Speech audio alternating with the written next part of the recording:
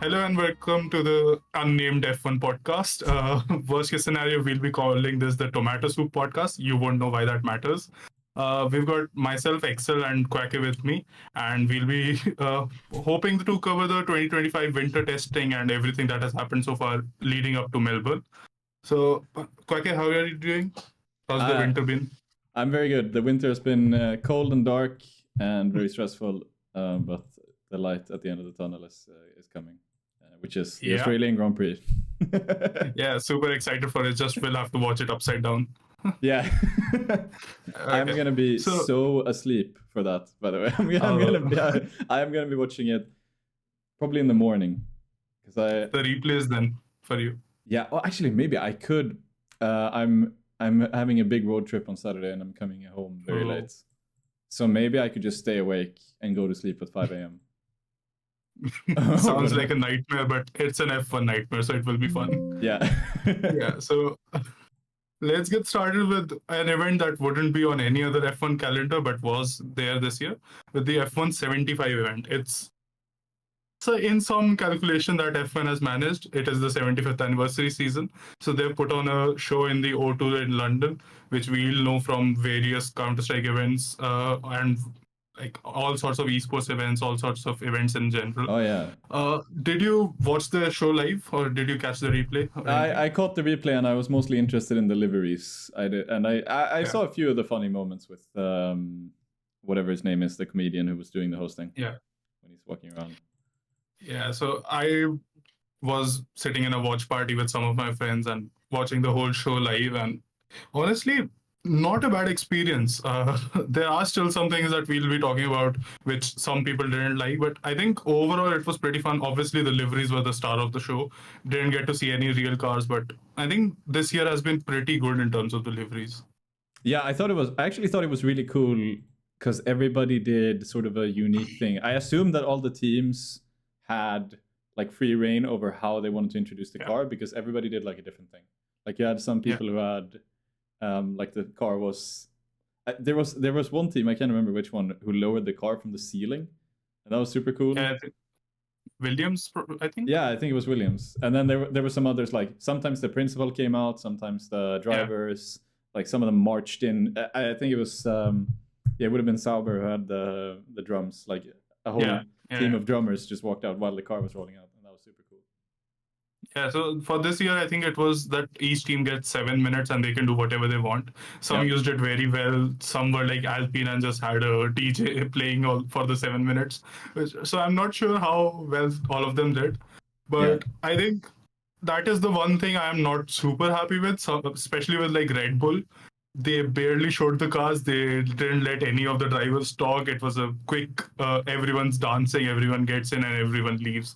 So I think that is something they need to work on for the future. But otherwise, I was pretty happy with it. Yeah. No, yeah, I thought it was cool.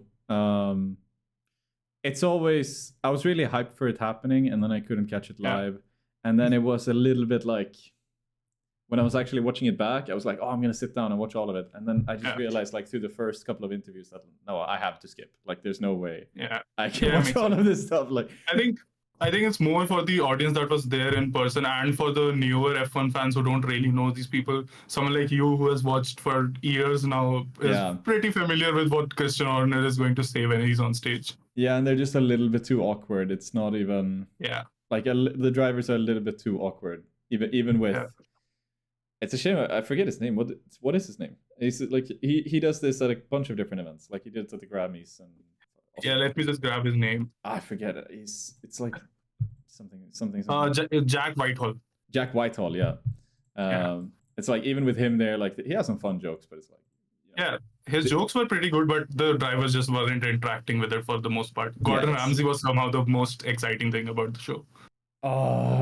Yeah, I have no idea why he was there. It's in London. He's going to be there. Yeah. Because I think he's tied with the Las Vegas event as well. He does a whole experience for some people who pay like $25,000 or something. Yeah, all right. So, yeah, not for me. So, talking about the liveries then, let's start with you. What was your favorite livery for the event? The V-Carb. for sure. Yeah, I love that vehicle. that car. I saw it was some people thought it wasn't actually that good because I saw some people say that it was like it was kind of boring. It's just a white car with some sponsors on it, but it looks like the one they had in Turkey 2021. Yeah. Yeah, exactly. It reminds you of the Turkey or the Honda Red Bulls. And yeah, honestly, even if it's just a white car, having a white car on the grid after a while, it's pretty exciting. Yeah, I like the different ones because I like people clown on the Sauber car. Like people don't like this. I actually kind of like the green. You like the Sauber car? I like the green. I like the green of it. Oh god! I think it's cool that we have a green car. We don't. I think last year's green car was a lot better than this year's green car. Yeah, I think there's less green on it this time. Yeah, there's less green, and plus they have really did a bot job of how they're transitioning from the black on the print and to the black on the carbon fiber. It just looks like there's a line going through it. Yeah. So I'm not very happy with Sauber. I actually have them bottom on my ranking there. No, okay. Yeah. I don't have them bottom because I think no, I think it's cool. It's gonna look really cool from the front because from the front is where most of the green is, and that's pretty cool. Yeah, plus they'll be last on the grid, so we'll be watching them from the front anyways. Yeah. The Haas is cool as well. Yeah. I think the one that stood out to me and the one that I did not expect was actually the Alpine. They brought back the blue from the 2021 car, I think it was, which always has been one of the favorite Alpines for me. Or every other car they put on is just black. So I think that is a pretty cool change for me. I think maybe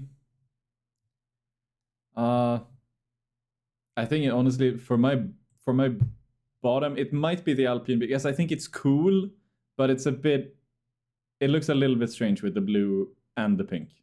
Because it's okay, yeah, I can see that. The blue with the French tricolor definitely look better. Yeah.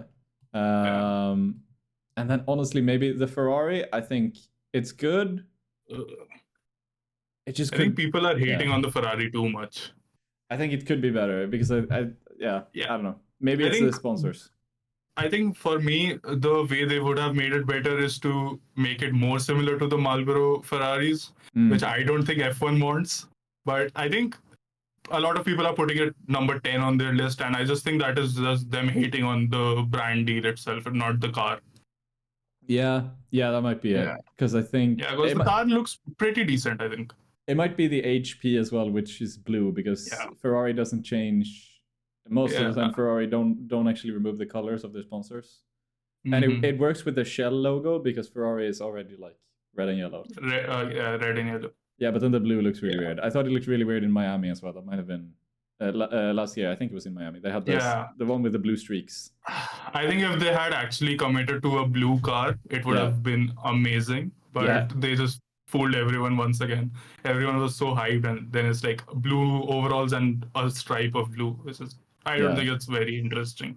The Mercedes isn't super high on mine either because I think it looks incomplete without the Ineos now. Yeah, and the stars could have been... Yeah, that's true. I thought it looked weird when they arrived, but now now that we've gone back, it's weird again. I also think like the Mercedes stars, they look a bit... they're a bit too much. They're a bit too noticeable on the back. It could have been more subtle. A lot more. Yeah, I agree with that. I think with the silver going up to the top with the A-frame, it's looking a lot of... It has a lot of silver now, and there's just too much going on in there, I think.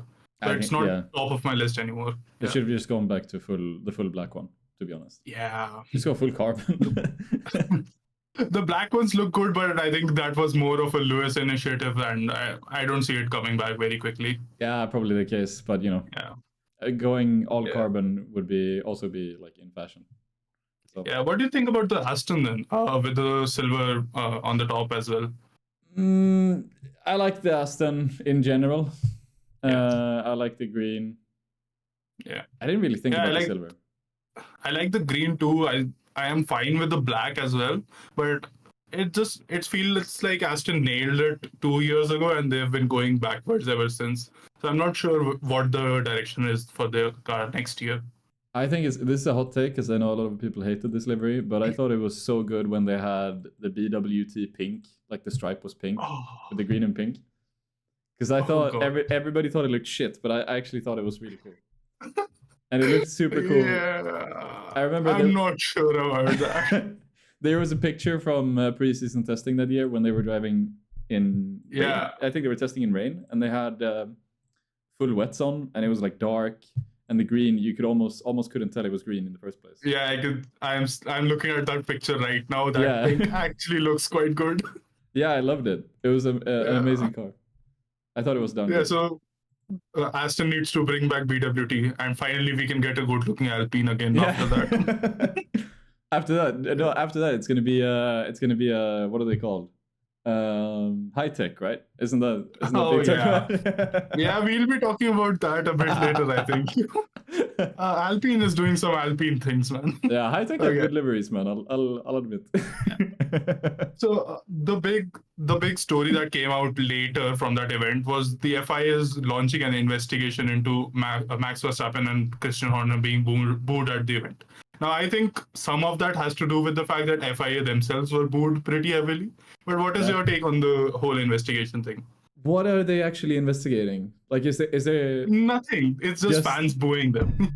We have to find out why the fans are booing. Yep. They just said that it's not a great look for the champions to be booed this way, and they are going to investigate into it.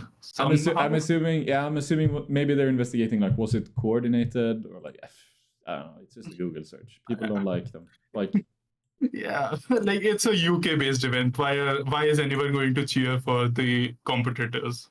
Yeah, and also Horner's unpopular because of controversies, and Verstappen, people don't like him because they think he's too good. Yeah. I think it was just a really random thing that popped up on my newsfeed, and I just don't know what's the point of investigating into any of it unless they start like asking the FOM not to allow fans to boo somehow. I think it Do you think that's viable? No. Maybe Ben Sulayem would like it to be that way.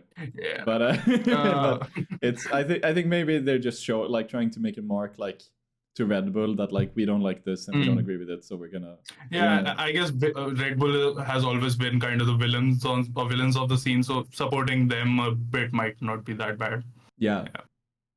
So overall, what do you think can be improved if the show is to return in future years? Do you think it should return, first of all? Oh, I think so. I thought it was really cool, because otherwise the liveries are really scattered and you miss out on some of them. And it actually, everybody, like in past years, everybody tries to do a show like this, but for their own team. Yeah. And that gets really tedious. I have no patience to watch a 2-hour show just to see the same Red Bull livery. Yeah, I have watched through some of those, and they are kind of painful. It's just waiting 2 hours for a 5-second reveal. Yeah, so do the same again. No, actually, no. I think maybe they did most of the stuff right. Yeah, I think the main thing would be this year, almost every single team had to double dip in terms of their reveals anyways, because they didn't actually show the real cars at any point. Maybe if they can somehow like convince the teams to show the real cars, or maybe have it so that the 7-minute segment can be divided into a shakedown test footage and the car livery. Something like that might be better, because I don't want to see Red Bull dancing for 7 minutes again. That's the only complaint I had. Yeah, I mean, the real car is obviously better than the livery. Yeah. It would be cool if they could be like, show us the car in whatever state it is.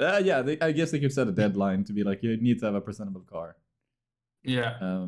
Or they just host it just ahead of testing. I don't know. Yeah, that could be really cool, because then you could actually have a talking point about like technical stuff, which is normally what we talk about in testing when we get to see the cars.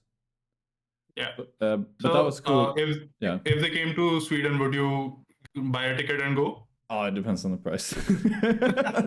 They'd be in Stockholm. I think maybe if I could have, because I know that some people, I won't say they cheesed their way in, but we actually had some Counter-Strike people. Okay. Trav was there, the caster. Oh, I didn't know. Yeah, he got there, and he said somehow I got a ticket and I'm here. So okay. I guess maybe with the right connections yeah, Yeah. I'd go. Yeah, I think a lot of teams were selling out the tickets as well to some fans. So Yeah, maybe we can swing something for the future. that would be cool. That would be Yeah, cool. all Yeah, right. but it's always going to be in London. It's a London-based Yeah. sport. All right. Moving on to testing then. Did you sit through all 24 hours like me, or did you have a normal life? No, I watched the highlights. Okay, yeah. Yeah. Yeah. I sat through all 24 hours, and believe me, it was not fun. No. Yeah. The way I've always thought about testing before is that it's cool, but the actual driving doesn't seem to matter that much. Because Yeah. the fastest cars are never the fastest cars. And the Yeah, I ones agree. that take, yeah, like it. We always had, in the past, we had Mercedes who were slow Hmm. and then they were fast. But then as soon as Mercedes started being bad, they were fast in testing and then they were slower in the season. Yeah. Aston Martin So- were super fast and then they I mean, he got the old podium, Fernando, but yeah. Yeah. So talking about that Mercedes, then they are looking fast again. Yeah. What do you think? About the, I think they could have a decent year constructor wise.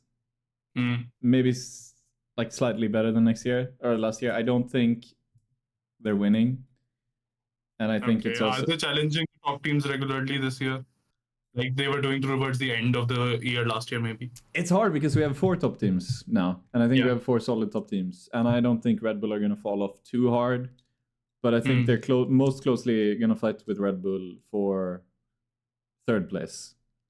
Okay. And that's also because of Antonelli. Like he's inexperienced. I can't see Antonelli scoring points consistently enough to challenge like what's going to be the second driver in both McLaren and Ferrari, like Piastri and I guess Leclerc. Take your pick, Lewis or Leclerc. Yeah. I think I agree with that. The only takeaway I had when I was watching that Mercedes was that it looks simply too good right now. And I think a lot of that has to do with the cooler conditions at Bahrain this year. Last year at Las Vegas, they were rapid because of the cold. And I think I don't think this pace will remain. If anything, I think you are being a bit generous putting them up against Red Bull. I think Red Bull is going to make a step between now and Melbourne even. And I don't think Mercedes will be that close to them, at least at the start, I think. Yeah. I don't know where to, because across the season, Red Bull have the same thing with Lawson. I don't think Lawson is going to be anywhere. I don't think he's going to be anywhere near where like Piastri was stepping into McLaren because he has even more pressure. But I'm curious about them. The thing about the Mercedes, I've learned since I started watching F1, every single year, Mercedes have cooling issues. They have trouble following other cars, and they have trouble in higher altitude tracks. Like they always struggle in Austria. I mean, Mexico, yeah. Sao Paulo is also high altitude, and they do fine, but it's not. It hasn't always been perfect. Even when they were like super dominant, that's where the Red Bull challenged them, like where Max. Yeah, Austria used to be the one race where they would suddenly fall off, and Red Bull would snipe for a win. Yeah. Because they just couldn't cool the car, and it's every single year you heard radio messages about like you need to cool the car, like so that's because there was like one day where we had a bit of rain in Bahrain, right? Yeah, day 2. I think. And that's rare. So obviously, the cooler. Yeah, it was raining. I think the track temperature was about 10 degrees cooler than it usually is at that time. So everything was lined up perfectly for Mercedes, and Russell and Kimi both looked rapid on it. I think it's good that they have made that. It is not looking completely out of sorts like the previous years have sometimes done. But I still think it's going to be about where it was last year, maybe slightly better over the year. How many laps did they? As ever in Formula One testing, there's lots of interesting tech. I hate auto-playing videos on articles. My apologies, dear audience. Okay, let me. I think I have it here. Okay. They would have run. Oh yeah, it's a decent number of laps. It's a decent number of laps. They got the highest mileage overall, 450 laps, I think. Yeah, because both drivers ran both days. Yeah. Williams had a lot of laps, but they also Yeah, they also like went back and forth. Yeah, they ran over 66 laps was their lowest day. Yeah. Or yeah, Mercedes simply did not have any problems in testing, which given previous years is a bit surprising. Yeah. That's really good. Okay. Yeah. I think they'll be like solidly. We're gonna see Russell in like P4, P5, around like on track. I think that's where he's gonna be. Antonelli somewhere behind, sometimes peaking, sometimes lower. I have a hot take about him for later, but yeah. So Mercedes is looking okay. They might be pretty close to the top teams, even if they don't challenge for the wins. Russell was putting on a lot of talk last year about challenging Verstappen. Yeah. We'll see if that happens. I think Verstappen is probably best positioned for a drivers' championship fight again, given he has no teammate with Liam. I mean, yeah, I don't know how much Liam is gonna do because, like, if he's gonna, will he be better than Perez then?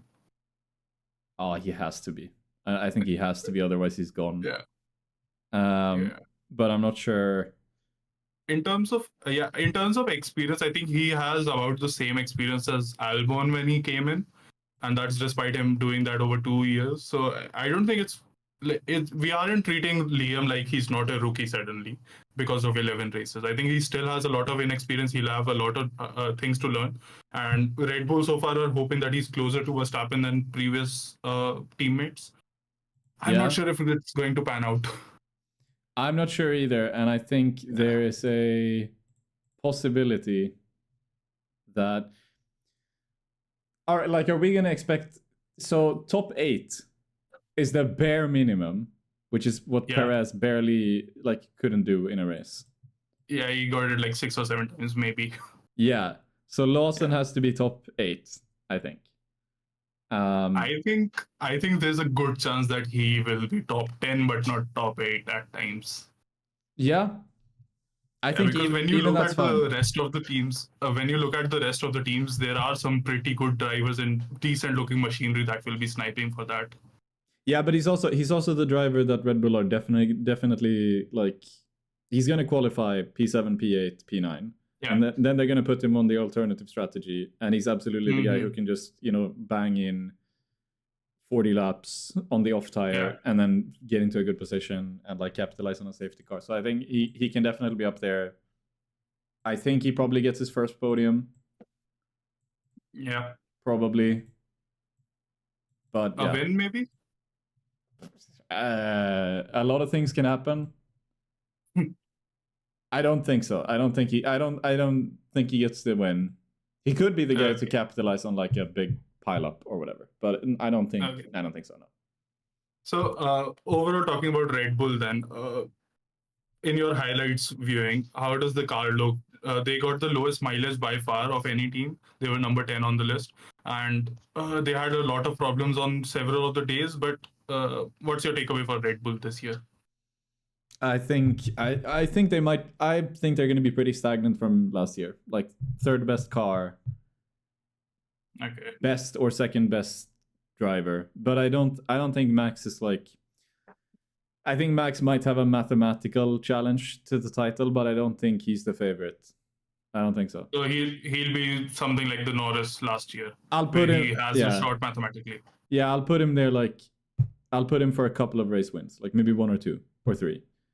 Okay, that would be a massive drop off after 4 consecutive titles. Yeah, but he didn't win much at the end of last year either. Yeah, fair. Yeah, like it's post Miami. I don't think he won. Yeah, it was the odd one, like 1 or 2. He won Canada, Spain, and Brazil, I think. Yeah, post Miami. 2 or 3. No. So I don't know. I don't know exactly where I would put Red Bull as a whole. Yeah, I think your initial take of they'll be number 3 is probably accurate. So far, they are talking about the car not doing what they're expecting. Max is struggling a bit. They had all those issues. Max was oversteering all over the place as well. So I think at least for the start, for the first 5 races, which are over just 6 weeks, I don't think they'll have much of a miracle fix for this. But I think their big chance of a win is race 9, the flexible wings change that is coming in for Spain. Oh, that's true. Yeah, the big thing that caused the Red Bull downfall last year, it might be some things that they messed up over the development of the 2 years. But the thing they were talking about the most was that they had talked to the FIA and they were under the impression that they couldn't do the flexible wings to the same extent. And so far, they hadn't been on top of that. So do you think when the race 9 change comes into effect, McLaren and Mercedes take those wings off, Red Bull certainly gains that advantage again that they had previously? Maybe. I'm not sure it's going to be that big of a deal. I think it's going to come down to other factors. But I'm not... Probably a bit of an advantage, yeah.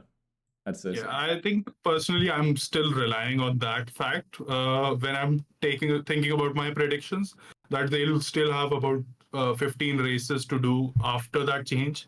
And I think with the big thing about the Red Bull cars previously has been how tightly they run the suspension, which has caught them out at places like Singapore. But I think with that and with the flexible wings going off, there's still a chance for Max to have some sort of a title fight at the end, but he'll be doing pretty much what Norris couldn't do last year, which is come back from one of the biggest deficits ever. And I think this year the field will be so tight at the front that it might not be possible to pull it off. Yeah, I'm not sure. I'd probably pen...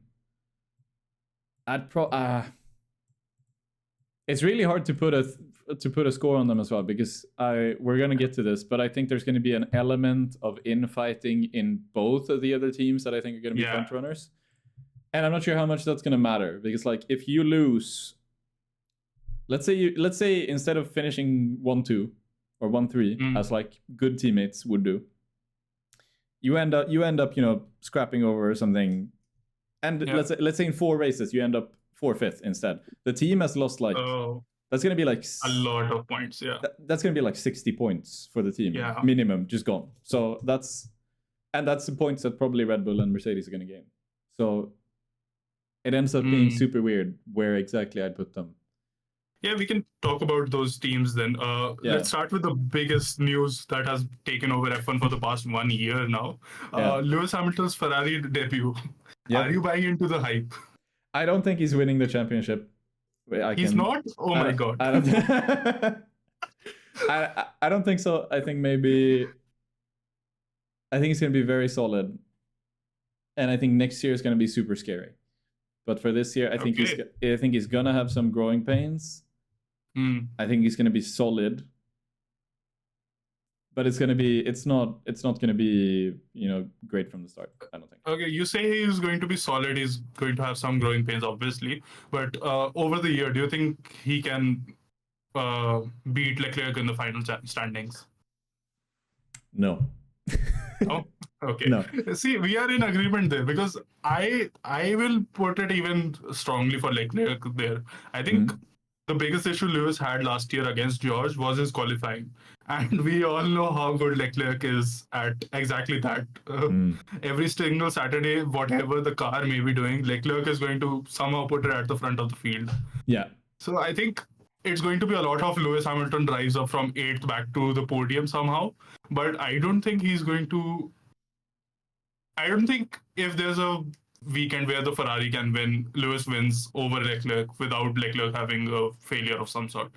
Yeah, I would say it's super weird how they're going to prioritize things, because I think there's going to be situations where they're going to have to make strategy calls where one driver benefits and the other doesn't. Yeah. And they could go, I mean, if one of them has a title challenge, you would obviously go for them. You could do what some teams have done, which is like, we're going to prioritize the driver who's in the lead by the summer break or something. And then we're going to prioritize them. You could do like just make the call on track. Or they literally just say, sorry, Lewis. Let them fight. Yeah.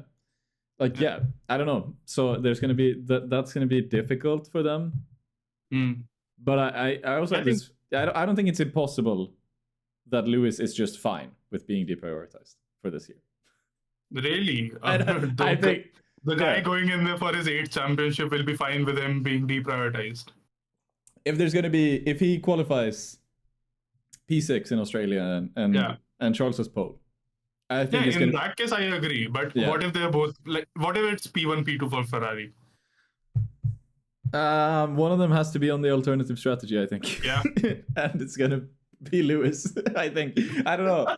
Because I think Lewis is gonna be I think with just career-wise, it's hard for me to see what arguments Lewis even has to say you should prioritize me, other than I'm the best. Yeah. Like I think there's probably millions of fans out there who will be expecting Ferrari to put Lewis above. But there's also the millions of Tifosi that will be screaming for the other way around. So I think there's going to be a lot of pressure on Ferrari to make the calls this year. If they do the normal Ferrari strategies, they are going to be in a lot of trouble, I think. Yeah, and the thing with Charles is if you prioritize Lewis, Charles is gonna go somewhere else and he's gonna win a championship for someone else. Yeah, I agree. If you prioritize Charles over Lewis is gonna be upset, and he might retire. But that's you don't lose a generational prodigy, is what I mean. Yeah. Yeah. I was looking at this whole situation before this show, and the thing that kept coming back into my head is actually Lewis's debut in 2007. Where he was put up against Alonso, and Alonso came into the team expecting to be number 1.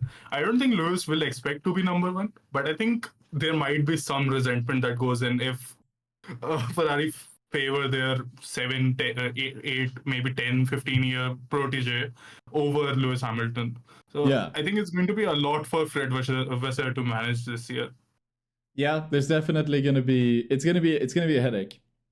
And race to race it's going to be crazy.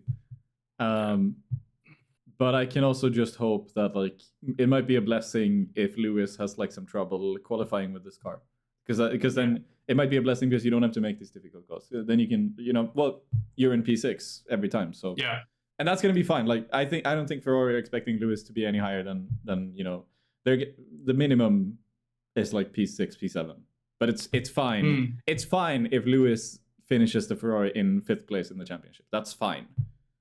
Really? For this year. After everything Carlos did last year. Oh, that's true. Yeah. You sacrifice Carlos for Lewis, essentially. Maybe P5 is too low, yeah. Yeah, you would expect Lewis to be... If Charles is, let's say, in the top 2, you would expect Lewis to be number 3 then, at least. Yeah, you would. Yeah. He's definitely the best driver outside of... Max. Yeah, that's the thing. You could also put Max. P4, I think, is the minimum in that case. Assuming Ferrari are even good. At this point, we're assuming Ferrari are in a position to be. I think that is an assumption I am quite happy to make at this moment, because their testing looked great last year. In my opinion, in the second half, Ferrari was the better team. It was just the few races that they completely messed up that caused them the championship at the end. Yeah. I think, go on. Sorry. No, sorry. No, I would. I'm also confident in the assumption. It's just, it's not a guarantee because. Yeah, of course. I don't know. I'll maybe for the first half of the year, if Lewis is struggling, that's fine. It's okay. Yeah, he's gonna improve and he's gonna get on top of the Ferrari car. And do you think they would this is a tangent, but do you think they would prioritize Lewis' preference for the car over Charles, if it comes to that? If no way. Let's just say Lewis can't get on top of the car. He's P6, and he says, guys, I like a car with a bit, I don't know what he likes, more front end. I think it's he's like Max. Yeah, usually, Yeah, and he's like, I need more front end. I wonder if they would go for that, or if they would. I think that would be shooting yourself in the foot. Yeah. In my opinion, because if Lewis is P6, that basically just means behind him is Kimi Antonelli and Lawson, which I don't think they are going to overtake him in the standings at any point this year. So I think that part is not going to change much. And if you take development away from Leclerc, you could be possibly costing yourself a championship there. Yeah, that's true. I'm gonna check. We are gonna talk about our predictions a little bit later, but I don't think this is gonna come up. I have actually put Hamilton third in my championship predictions. Ooh, Yeah. That's bold. Yeah, but I don't think Ferrari are going to be massively upset if he ends up fourth. I think that's still acceptable for him. Yeah, I think fourth will be fine. Fifth, they'll start to question themselves at numbers 5, number 6, because I think Carlos would have beat whoever ends up ahead of Lewis in that case. Oh yeah, I think so too. Yeah, so talking about the dominant team then. Yeah. At least in our expectations for now. Mm-hmm. McLaren looked absolutely phenomenal on track. It's not the Red Bull RB20, RB19, RB20 level of dominance, but it's still the fastest time of the track in terms of long runs. Norris looked pretty comfortable. Oscar looked pretty comfortable, not as quick as Norris this year, in testing at least. What are your thoughts on McLaren's performance so far? I'd say McLaren are in a really good position for this year. I don't think there's anything to indicate they've taken such a big step where like they're going to be unbeatable.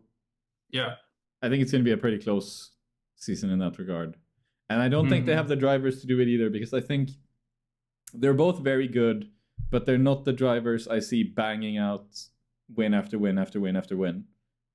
Because they both have some question marks, and there's already been some tension between them, which is probably gonna happen again. Yeah, that tension is exactly what I am looking at in terms of McLaren's championship hopes. I think Constructors' Championship currently, as it stands, is for them to lose.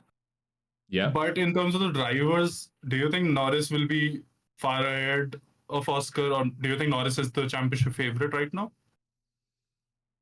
I think he would be the odds-on favorite. Yeah, I think so. And I think it's hard to put Piastri... It's hard to guess where Piastri is going to be with regard to that. I don't see Norris bang... Like I said, Norris is not the guy I see banging out like dominant race win after race win. I don't see him taking like 4 in a row. I don't think that's happening this year. And I'm not sure if it's Piastri who comes in and take those, then good job. I think it's not going to be Piastri. But I would still think that Norris is solid enough to... He's going to be one of those where he doesn't win. He might win the most races, but he doesn't win. It's not by a huge margin. He's going to win by his second and third places. That's what I think is going to happen. Okay. Yeah, see, for me, last year's story, Norris was pretty good across the year. I think he was definitely the better McLaren driver, that's for sure. But I think there's a bit of a skew factor going on. I think people are forgetting some of the exact details. Early on, when the car wasn't the best car on the field, Oscar and Norris were pretty evenly matched. Oscar usually got screwed over by something external, but even then in qualifying he wasn't on Norris's pace. But I think the big change came after Baku, when McLaren just straight up said that we are backing Norris for the championship now.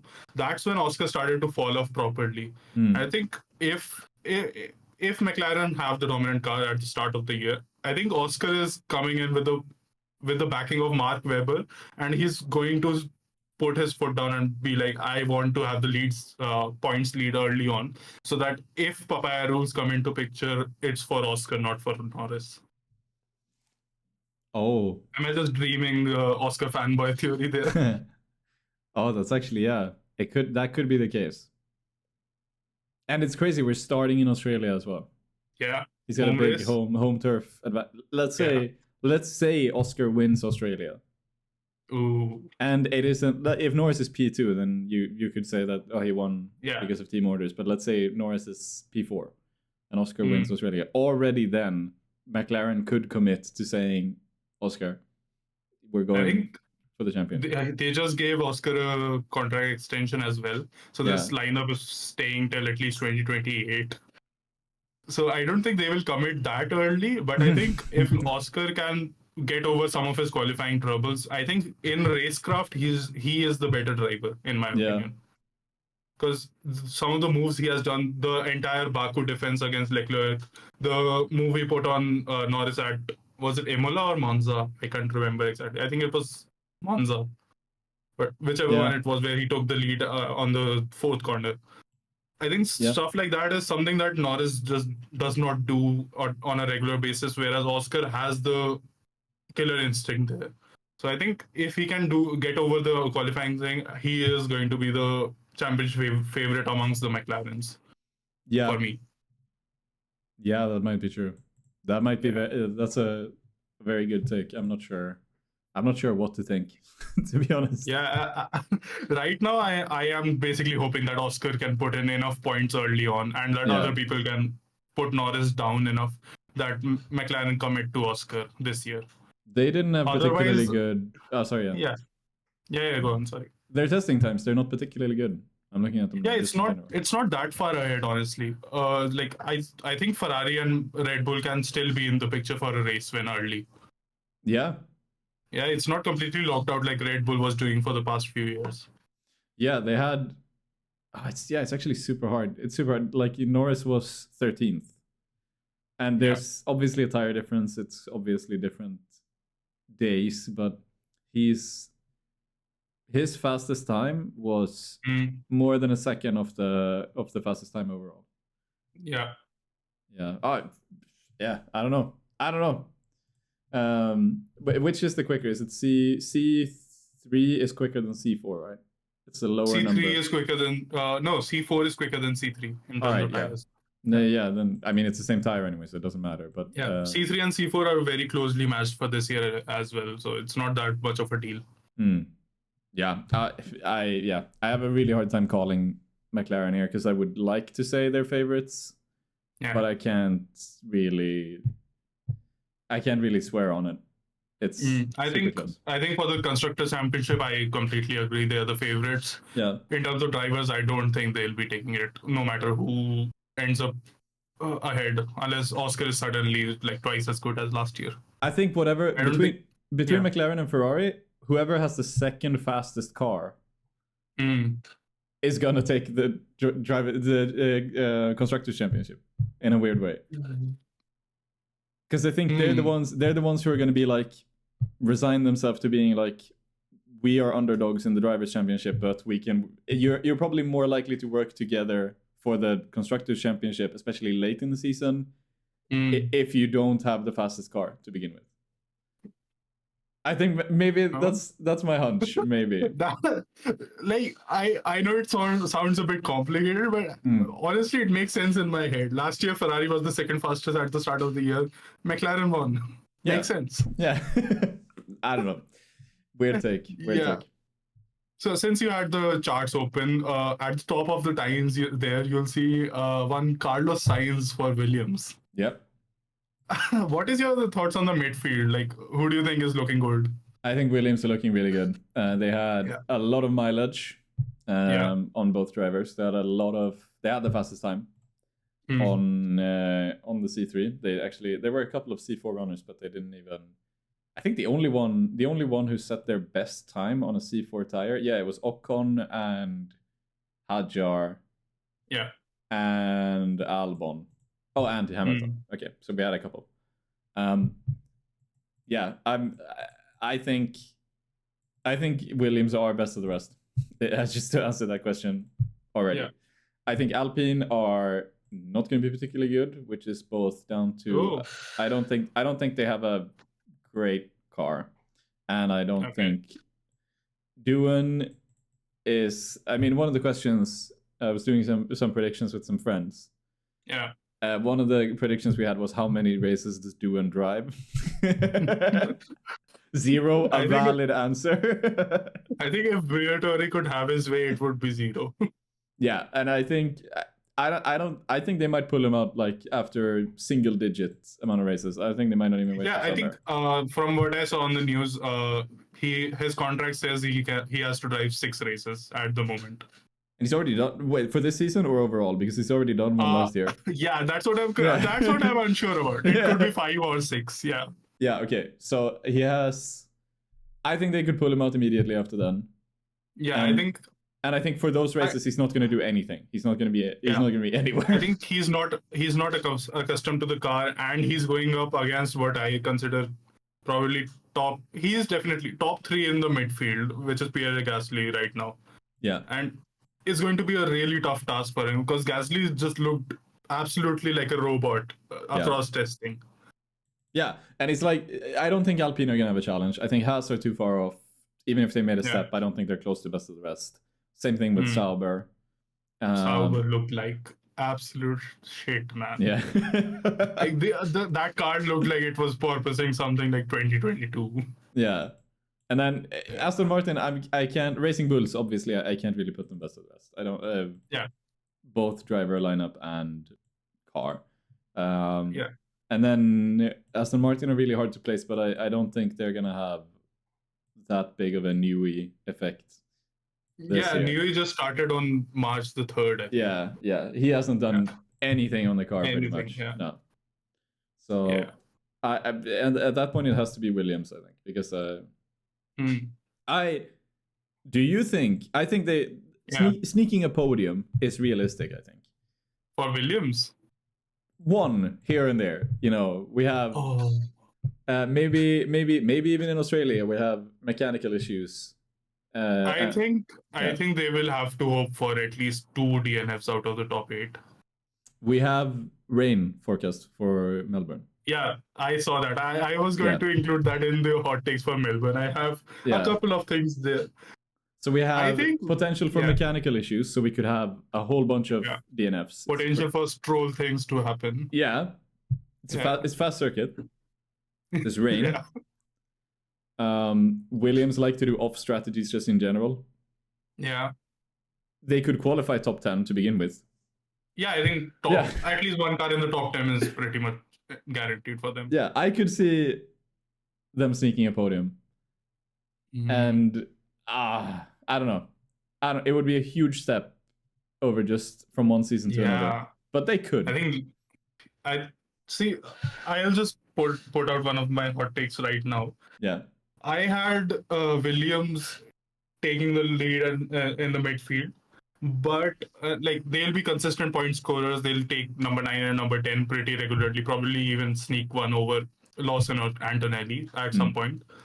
I did not have them in the podium. Instead, I had Alpine will somehow get Pierre Gasly into the podium at some point, and that will end up costing Williams the championship. Yeah. Yeah, like last year Brazil was exactly that moment where Alpine just puts 2 cars on the top 3, and Williams is like, all of our progress for the whole year is wasted now. Yeah. So I think that might happen again, because even with Williams looking pretty good, Alpine is pretty much on a Hail Mary run right now. Like, do you think they will continue after this year as Alpine?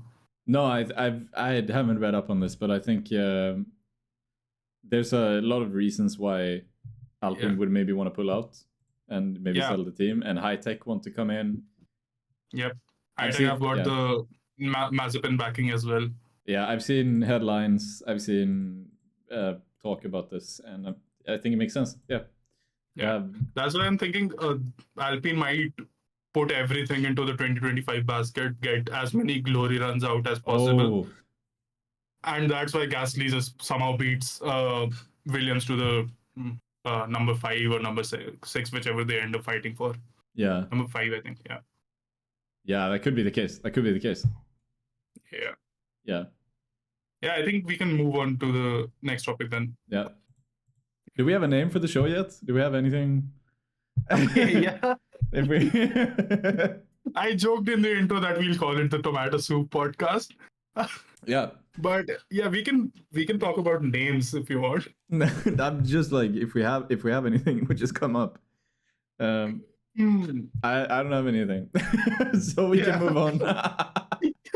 Short topic. I like it. Yeah. Okay, let's talk about rookies and let's see if some of that jogs our memories on names. Yeah. Yeah. So we got. Do you first of all, before we put the count in, do you count Liam Lawson as a rookie? I would. I would probably. In some sense, even if he did run a full season last year, he would still be a rookie in a weird way because he's making the step up. So I would probably call him a rookie, even if it's an interesting technicality. So yeah, I would. You definitely watch a lot more support series than I do. We've talked about various race results on that across the year last year. Yeah. So could you just talk me through what are the rookies coming in and what is their credentials basically? Duan coming in. If I'm starting there for some reason, I think he might be the worst. I think he might be the worst place to do anything. Yeah. He's good. I can't remember where he finished. I think he was. He would have been. He wasn't even that. I was surprised when he stepped out of Formula 2. I remember because he had. He wasn't even that good in that F2 season. I think it would have been. Yeah, he was third place in a very uncompetitive F2 season with Porsche and Vesti in front of him. Okay, yeah. I didn't, and then I would have continued if I was him. I would have continued in F2 for the following year and go for the championship to really solidify that. But he's a little bit on the older side compared to some other rookies. Yeah, he's 22, and he hasn't ever really won a junior championship. He's been solid in a bunch of them, but he took 3 years in F2 and he didn't win. What he has going for him is, I think, experience. I think he's been with Alpine for a year already, like in a background role, similarly to what Piastri did. Yeah. Obviously, Piastri had a better starting point considering he won. Yeah. But that's pretty much the only thing I see Duan having going for him. I think he's already out. Like there's nothing. Yeah, I think I have this in the news section later, but Alpine has so much pressure on Duan right now that even if he matched Gasly, considering they'll at best be fighting for number 9 and number 10, I don't think he'll save his seat. Yeah, no. Next up, if I'm going backwards order, I think Hadjar might be the next place. And he's weird because he's strong in a lot of ways. He's very fast. He came second in last year's F2 and he should probably have won the championship, but because he stalled on the first lap in the final race. And it was close enough where whoever won that race would have won the feature race, would have won the championship between him and Bortoleto. I think he started behind Bortoleto, but he stalled on the starting line, and I think he came out 2 laps behind. Yeah, I think Bortoleto was asked this in one of the media sessions as well, that if Isaac did not stall, do you think he would have won? And neither of them had a really conclusive answer for that. So I think him and Bortoleto are pretty much even there, I would say. And it comes down to, it basically comes down to overtaking, because timing wise, Hadjar just got his head down and was like, I remember when he came out of the pits, he was like, tell me the gap. Like, tell me the gap every lap, because even if he was 2 laps down, there's no way he's ever winning that feature race. Even if there was a safety car on the second lap and he got to catch up to the pack, I still don't think he would have beat Bortoleto there. So it would have, but if he hadn't stalled, timing wise, he was a couple of seconds based on time he lost from that stall. Like based on the timing gap that he came out of the pits with, basically. That's the time he lost. You remove that from his race time, and he was a couple of seconds ahead of Bortoleto. Oh, but he obviously had clean air, and if they actually ran, second and third for the race, then he would have had to overtake him. I'm not sure what to make of that, but I think he's fast, basically. Yeah. But then he also has a lot of negatives to him. He's very tempered. Like he has a big temper. I remember in Monaco, he was extremely upset over having lost the win. He was upset with the team, basically, over losing the feature race win. And it wasn't even the team that did anything wrong, I don't think. I can't remember what it was. I think it was like a last lap safety car or something. Okay. And he was still super upset with I think his mechanic said something like, oh, you were P2, you did a good job. And he's like, what the fuck are you saying? I did a good job. I was like, shut the fuck up. he was upset with that. And he has that, which is definitely going against him, especially as a rookie. I guess in that way he's perfect for being Yuki Tsunoda's teammate then. Yeah, and then across the F2 season, he scored outside the points much more often than Bortoleto did, even if he had 4 race wins versus Bortoleto's 2. Bortoleto was just inside like the podium place and the points playing position so much more often. Okay. So, like moving on to Bortoleto, what he has going for him is that he won the F3 and F2 championships back to back. Yeah. Which is rare. But he's also very much flown under my radar in general that I've never really thought about him up until this F2 season. So yeah.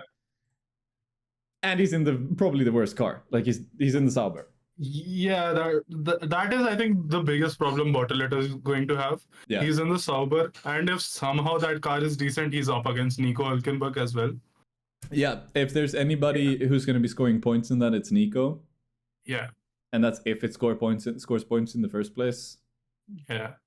I can't put Bortoleto to... I'm not even sure what Bortoleto would have to do. I think he would have to have consistent points. If he beats Nico conclusively in the head-to-head, in terms of finishing ahead of him more often than not, then maybe I would have him. That's maybe the only way he can be Rookie of the Year, and that's dependent on the other guys as well. Yeah, that for sure. Plus, it could just be a scenario where neither of them gets to score any points like Sauber did last year. Yeah. So, Zhou got points in the end, right? Oh yeah. Yeah. I forgot about that. Then we have 3 more rookies then in that case. So we have Behrman. I don't know about Behrman. He's probably in a bad car. Okay. And he's pretty good. The weird thing about Behrman is he didn't have a good season last year in F2. Yeah. Because Prema are shit now. Yeah, Prema did not get on with the F2 car last season, and plus the one weekend he was really good at in Jeddah, he got pulled out to drive the Ferrari instead. Yep, he had pole for the feature race, I think, and I think Antonelli did fine in that sprint race as well. So Behrman probably would have been pretty good as well. He still had 3 wins, but he got pulled out another weekend in Baku, and he still had. I'm just going to see 3 more retirements, and then there is I don't think he scored in... I think maybe he scored in half or just under half of his races. Which is not particularly good. So I wouldn't take... Behrman is still quick, is the thing. He's still super fast. He's still somebody who could put the Haas in a really good position if it has the ability to be there. I could see him beating Ocon. I might. Yeah, that's what I was going to ask. Ocon is a race winner. He put on that Brazil performance last year. He has pace. Do you think Behrman beats him over the year? I think he does, because I think Ocon is he's really flaky, because he can be very, very, very mediocre for most of the year, but then he has the odd overperformance here and there. Yeah. So I think Behrman beats him, because I think Behrman is going to be more consistently in a better qualifying position, and I think Behrman is just going to be like, they're not really going to drive against each other that often, I don't think, because I just think Behrman might be slightly ahead of them. Well, that puts him in pretty good stead then. Yeah. So we'll see. Haas could also be good. I don't know. They might have taken a step as well. Yeah, I think for the entirety of testing, Haas was just doing long runs. They did not put any light fuel in at any point. So we don't really have a proper idea of how good Haas is. So that could be something that surprises us. Maybe they can sneak in some points here and there. Yeah, and they have towards the end of last year, they were also really good. Yeah. They started actually being consistent points finishers. So I'm not really sure what to make of their season. So I would pick Behrman to pick up a couple of points, maybe, even if they're hard to get. If the top 4 teams finish where they should, there's only 3 points on offer for everybody else. So we'll see, but I could see Behrman taking the odd point here and there. That's solid. The big 2 rookies are Antonelli and Lawson, if you count him. Antonelli is super weird for me to pick because he didn't have a particularly good year in F2 either. He was also in the Prema though, and he did finish ahead of Behrman. That being said, he didn't skip any round. He skipped 1 round in Abu Dhabi, but Behrman skipped 2, so it's hard to pick. The thing that's weird about him is he got 2 wins, which were pretty good. One was a sprint race and one was a feature race. And then he scored only 1 other podium, and that was it for the whole F2 year. Okay, yeah. I did not actually expect that. I think I would have expected him to get at least a few more then. Yeah, because Behrman took 3 wins, and he also didn't score many other podiums. Antonelli was more consistently in the points, but it's like some other drivers, Paul Aaron, he took 1 win, but he scored podiums very consistently throughout the year. He was in a different car, of course, but Antonelli didn't have the F2 year that I think a lot of people thought he would have, and he's still such a shoe-in for Mercedes. There's a chance I think they've just made a huge mistake on Kimi because it was way too early. There's a chance for that. I don't know. I mean, last time we saw him at an actual F1 weekend, he bent the car after just 1 lap completed. And I think that's a balance which could easily end up with a less experienced driver. That could either end up with them being way too careful or keeping on making mistakes. Where with a more experienced driver, I think you have a much more narrow window where this is how much I can push the car. And I mean, Kimi is very early on, and there's a risk that this is at best. I think Kimi gets a very up and down season because I don't think he's gonna have crashes and he's gonna have retirements. He's gonna get into tough situations where he has to make tough calls. He's gonna make strategy mistakes. I think there's a lot of different things which could happen. Practice crashes, whatever. I think people compare him to Max Verstappen, and even Verstappen's first season wasn't particularly clean. He ended up losing out to Sainz after the first season. Yeah, exactly. So I would. The best case is that he still has the peaks, the overperformances where everything clicks, which is also not guaranteed. So, I might still put him in contention for Rookie of the Year though, because Lawson could very well end up having a Gasly Albon kind of Red Bull season. Yeah, which is not. I think for me, Antonelli is currently the favorite for Rookie of the Year because Lawson will just look so bad compared to Verstappen that it's going to be hard to give him that award anyways. And Antonelli, I think because of his variance, like you mentioned, he's very peaky. I think there's a chance that on some particular weekend he puts on an absolute showstopper, beats Russell convincingly, maybe sneaks away a win somewhere if Mercedes has a dominant weekend like they did at Las Vegas. I think Antonelli has that potential there. If he has a Gasly Albon kind of year, especially Albon.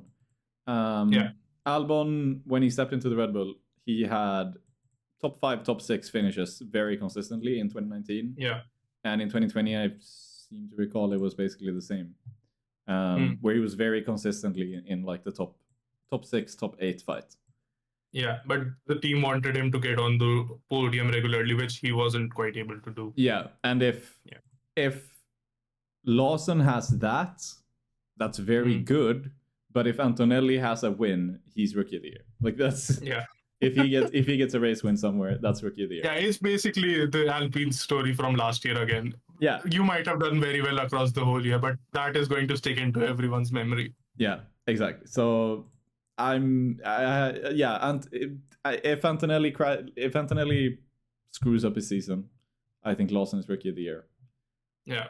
Otherwise, it's probably going to be Antonelli because I think he's gonna have that overperformance somewhere.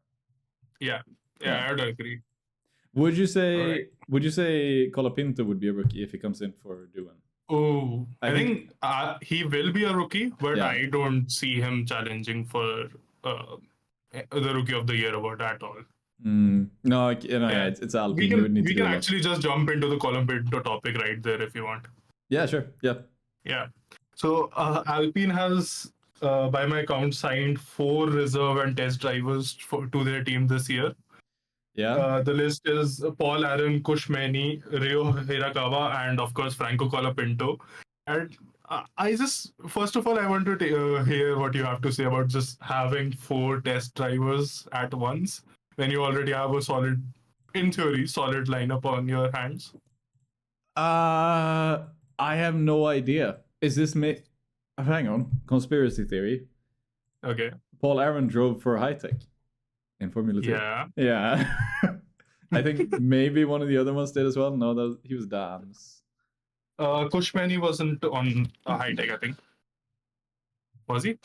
I don't know. Was Ryo Hirakawa wasn't even? He's 31. Yeah, so, he's a supercar driver. Yeah, he's like the actual test driver. He's the one they actually want to do the analysis. He's actually a Toyota driver, but Alpine has reserved his services for this year. Yeah.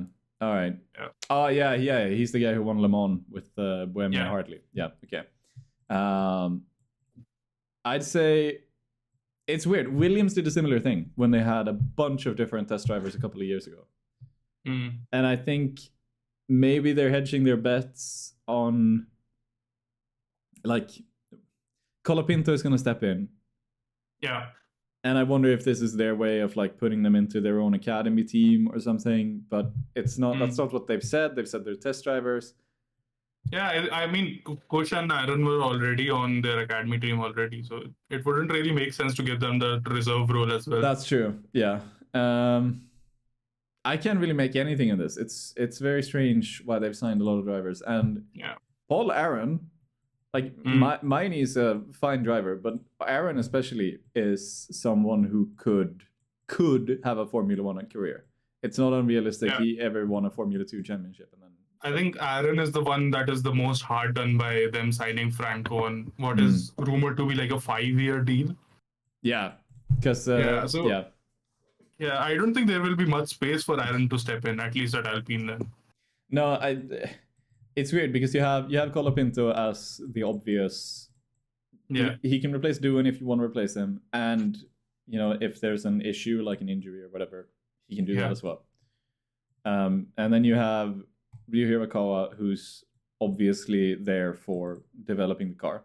Yeah. A lot of teams have had drivers like him. I think Buemi's on Red Bull all the time and at the simulator. Yeah, and I think McLaren had someone as well who I think maybe it's still Pedro De La Rosa, even now. De La Rosa might be at Aston now. I think McLaren had Ryo Hirakawa last year because of their deal with Toyota. So yeah, that's true. But De La Rosa did it for a long time, a long time. Yeah. Because he drove how many races? 107 races for bad teams, but he was with Ferrari and whatever.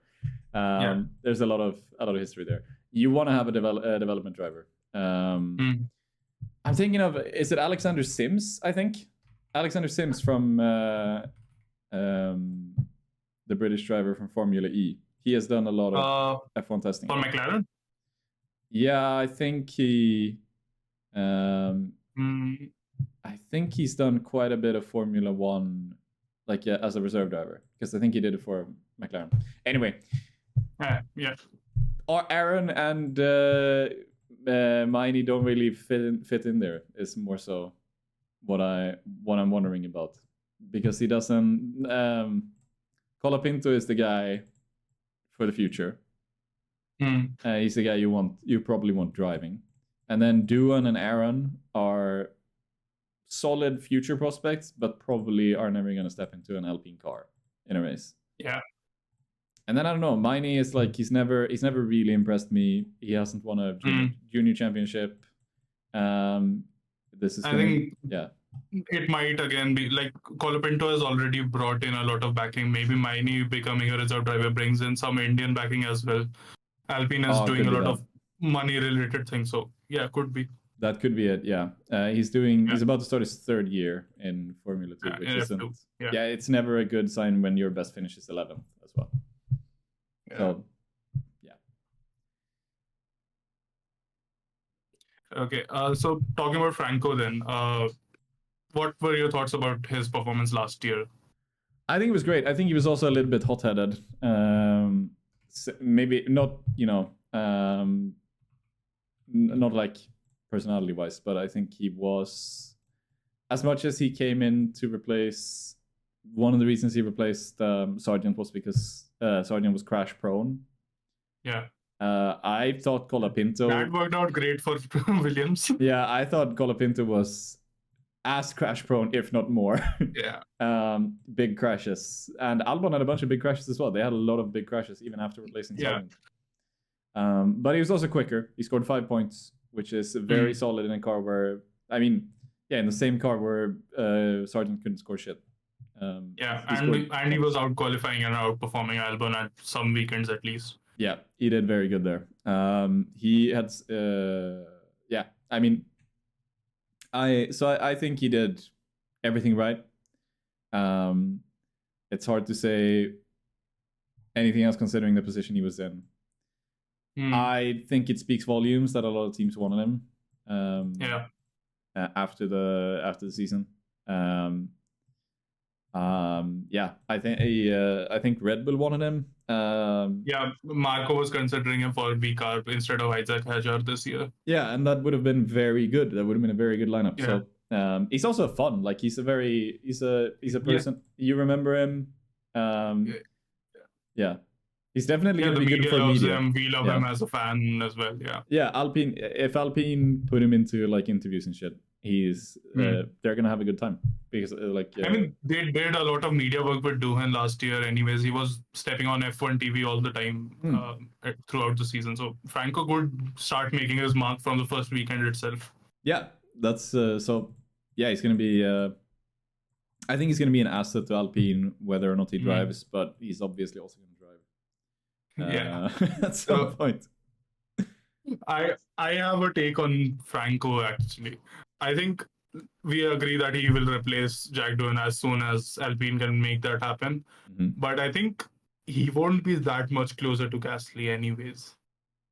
No, I think that's a fair point. I think Gasly is still the better driver. I think Gasly, especially with the driver change now, I think Gasly has definitely been in charge of developing this year's car. Yeah. Whatever he wanted in the car, he's probably gotten. So I think he's going to be comfortable with the car. He's going to be able to get the maximum out of the car, whatever that is. Yeah. And then we're just going to have to see. But yeah, he's definitely going to have a leg up on both Doohan and Colapinto. Yeah. Unless Colapinto turns out to be a generational talent. Yeah, if he suddenly turns into Fangio from Argentina, yeah. How much does Doohan have to do you think, to stay the whole season? Oh, he has to beat Gasly at every single race. I was about to say, yeah, if he wins, even if they don't score, but if they are 11th and 13th or 11th and 14th every race, and Doohan is the one ahead. Yeah, then I'd probably keep him until he stops until the summer break. yeah, basically until he stops beating Gasly, and then Gasly beats him. A couple of times, and then Colapinto's in. Yeah, I think if he beats Gasly more than 2 times with the first 6 races, that will already be enough for me. Yeah. To be like, yeah, you did your job, but Alpine was going to kick you anyways. Yeah. I have this shot about the Academy saga. They changed the rule about how many inexperienced drivers have to do FP1 sessions, but I can't remember what the change was. I think for this year it's 1 per car. 1 per car. 2 sessions. It's 2 sessions per car, I think. All right, yeah. So it's 4 in total. Yeah, that makes sense. So I can imagine that's why they've. I can imagine that's why they have so many young drivers. Even then, you would want to give just one driver all the experience unless you were just trying to compare how each of them performs. Yeah, I would assume so. Like Red Bull is doing all 8 sessions with 2 sessions are covered with Isaac Hajar, but the other 6 sessions are going to Arvid Lindblad. Right. Yeah, that's true. Yeah, so Alpine is just doing French things as usual, so we leave them to it, and hopefully we'll get to see Franco Colapinto soon. Yeah, I hope so. Yeah. So, which one of the topics do you want to talk about next then? I don't know anything about Ben Sulayem's disaster class. The only thing I've heard is that he has tried to ban swearing. Oh, okay. So you just know the F1 bit then. Yep. Okay. Yeah, we can do Ben Sulayem really quick. Yep. He is the favorite person in everyone's podcast in the entire paddock, obviously, the president of the FIA. Yep. But yeah, so recently you already mentioned that he's been clamping down on swearing a lot. Not only did he do that in F1, he also tried to apply the same fines to the endurance championship and rallying. So you can imagine how well rallying drivers took to it. Yeah. Not being able to swear in their cars or right after a tough stage. Yeah. And then having to pay the same amount of fines that F1 millionaires have to pay.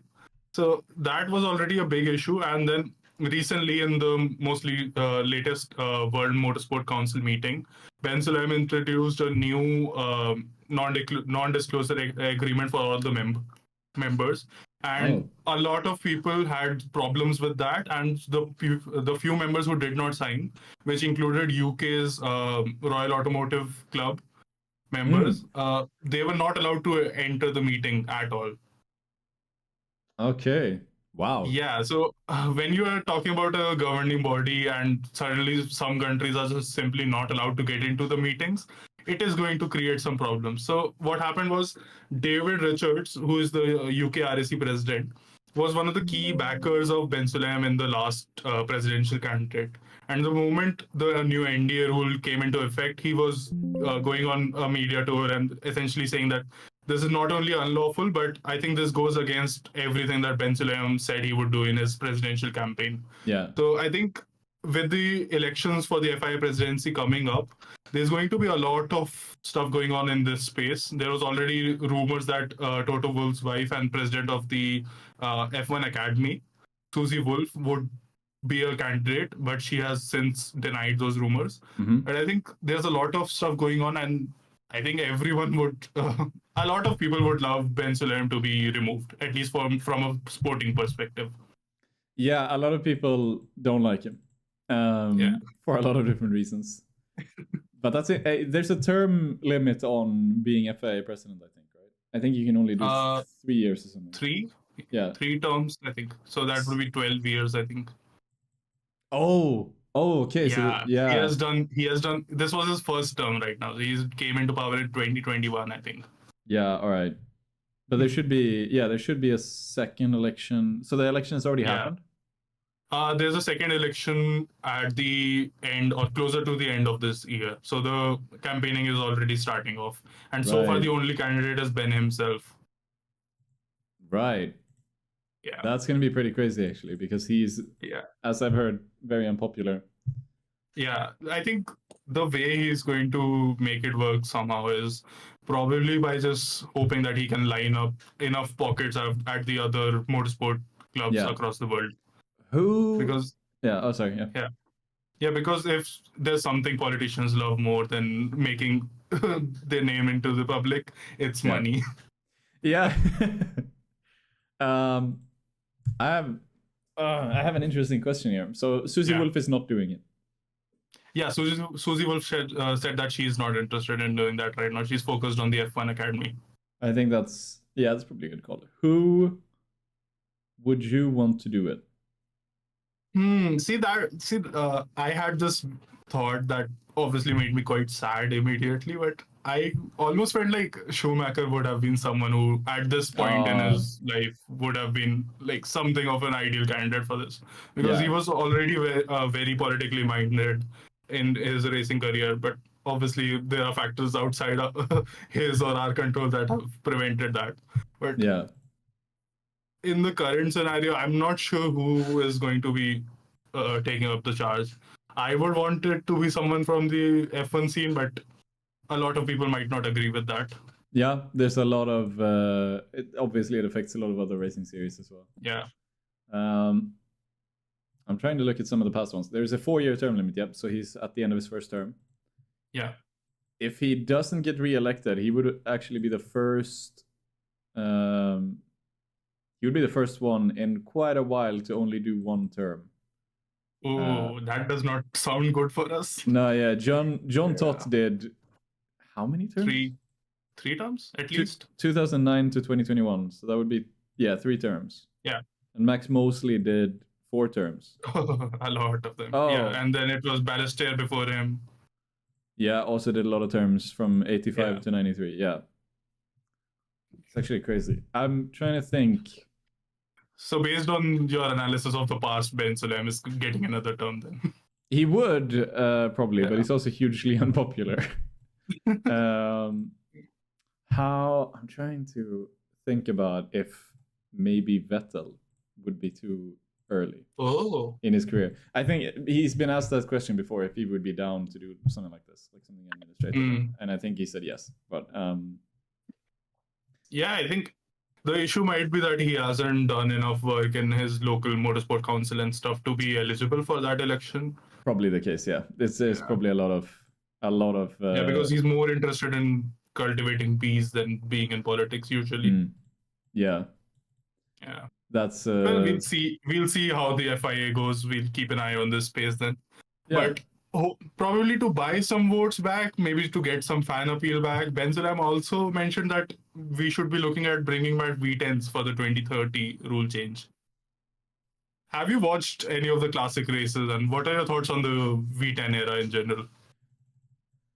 I don't have much of an opinion on the different engines. I mean, to me, the V8, V10, or V12, there's obviously differences in how they work and why. I don't think it matters a huge amount. I think the main issue is that we have hybrid engines now, and they're issue. It's not necessarily a huge issue depending on who you ask. It's but it's interesting. He says that I would assume they would have to be hybrid V10s. Actually, they are because 2026 is going to be the sustainable fuel revolution for F1. They are thinking that if we are just doing sustainable fuels, why do we need the electric power anymore? Yeah. So I am the same as you. For me, I don't think it's that big of a change. That's probably because most of my viewing has also been on the turbo hybrid era anyways. So I am not sure what to say on this either, but I think a lot of fans are excited about this. And maybe it's something that fans will get behind, and Ben Sulayem can get enough power on it to put it as a genuine consideration point in the future of F1. But it's about a half a decade off from now, so we'll see. It feels like it would almost feel like F1 can't go up in engine volume. You would have you're at a 1.6 liter V6 now, turbo hybrid. Yeah. And if you switch to a V10, there's no way you can make that bigger than 2 liters. Yeah, I think the old V10s used to be something like 3.5 liters or something. I mean, yeah. The whole point is the sound. I'm not too bothered about the current sound. I think the sound is fine. I think the cars sound pretty good right now. If anything, whenever I try to listen to a V10 race, maybe it's the microphone quality back then, but it always sounds a bit too loud, and I just end up adjusting the volumes for half an hour. Yeah, I mean, people think they sound cool. I mean, maybe reliability. There's less parts to think about. There's less electric issues. Yeah, reliability and cost might be something that would make this a bit more viable. But even then, why wouldn't you just go to a V6 or a V8? Yeah, and it's just going to be... Yeah, I think you and I might not be the ideal audience for this pitch. No. But then reliability is just like, okay, you have fewer moving parts. That just means you're going to over-engineer other parts. I don't know. How many times did an engine even fail last season? Very few. Maybe. Yeah, there were 2 or 3 Alpine failures, 1 Verstappen failure, but that was more to the brakes. Who knows what will happen, I suppose. Yeah, and it's like how do we really have more engine failures now than we did in the actual V10 area? I don't think so. Oh no way. No. Like even just 5 years ago, we were having a lot more than we do now. Yeah, and I think look, I mean, I think engine failures can be kind of fun. I mean, I think it's kind of like same thing with the tires. Like, you could do like Formula E run a full season on, I can't remember if it's 1 set of tires or 3 sets of tires. What? Yeah, or at least they used to do. Why do they even have a tire sponsor? I think I could fund them for 3 tires per car. No, I think that I'm assuming with punctures maybe you get an extra set, but in terms of wear, at least a couple of years ago, I'm pretty sure they ran on 3 sets of tires that were all weather tires, so they didn't even switch tires for the weather. That's incredible, man. Yeah, because it was regular Michelin tires. Like the whole point was like, we don't want to waste rubber on a bunch of tires because they're the eco-friendly series. Yeah. And then also it was like, let's do like as a commercial kind of thing. It's like, this is just like your tire on your own car. So F1, they engineer it. You could make a set of tires where you didn't have to change tires whatsoever, but like that unreliability and the wear is an engineered part of the sport. And I think engines are the same thing. You could probably make a weaker engine, which would last the entire season, and you wouldn't need any new components. It's just boring. So or remove all the regulations and just say you can change all your engine components every session. That's fine. And we would have no more reliability issues ever. But that's a fairness issue as well. But it's just more fun as well. So I think that's a pretty good point. I agree with most of it. Like, it's a pretty fine system that we have right now. The reliability is sorted to an extent where when it does blow up, it is really a fun component of the weekend. So I think that's all for that topic. Talking about the new team that is coming in for 2026. Yeah, this got confirmed just the other week. Yep, after years of struggle for the team and a complete rebrand, Cadillac is finally confirmed for 2026, and they'll be starting with a Ferrari engine and eventually transitioning to a GM-backed engine. Yeah. So, what are your thoughts on, first of all, expanding the grid to 11 teams? I love it. I think there was no reason why we couldn't, and we've had 11 or even 12 teams in the past as well. Yeah. The standings as well, like for the past couple of years, we've had more than 20 drivers in the standings. Last year we had a lot. 24? Yeah, I think we had 24 because of substitutions and stuff. So I think it's fine. I actually love having more cars on the grid. Yeah, I am pretty excited. I mean, we were running 11 teams last year anyways with the F1 movie shooting that was going on. Yeah. It's not really a problem with garages or anything.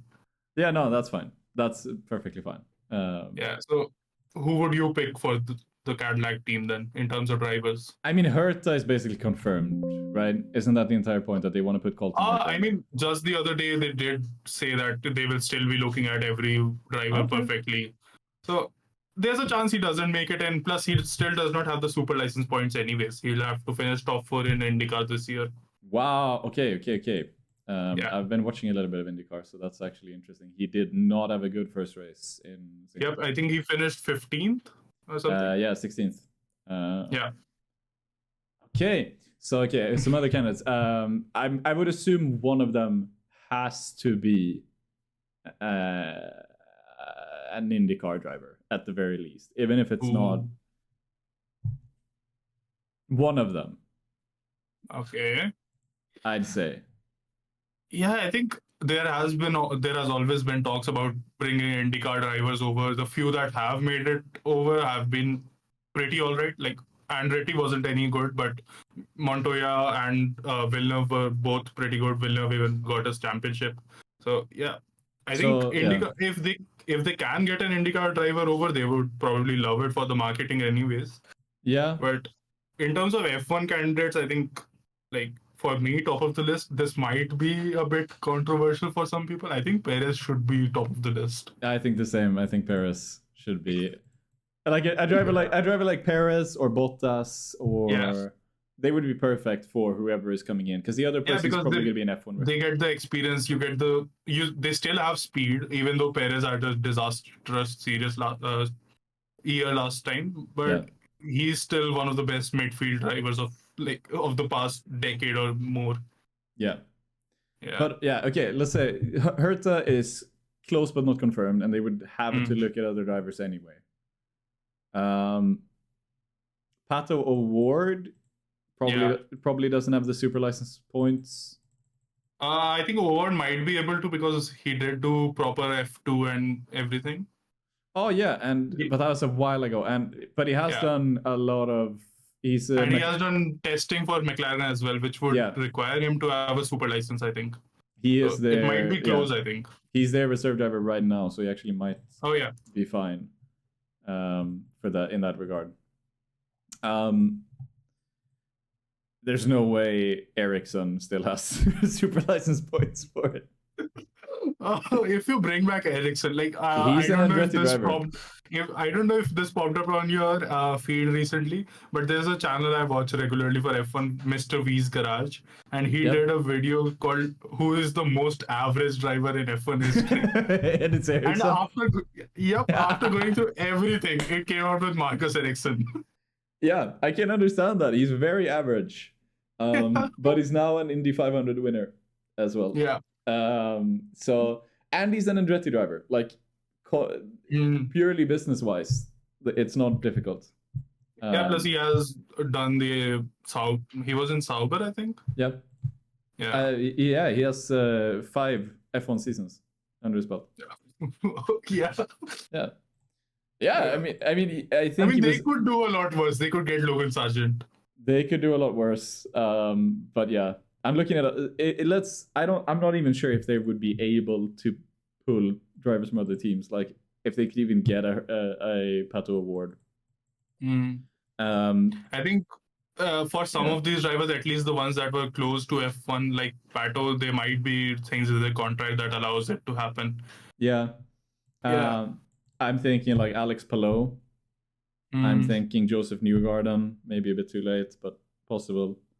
I think you could get someone like Newgarden because he is he's been very good for a lot of years, and then you could get like an F2 rookie next to him. So make the experienced driver an IndyCar veteran then.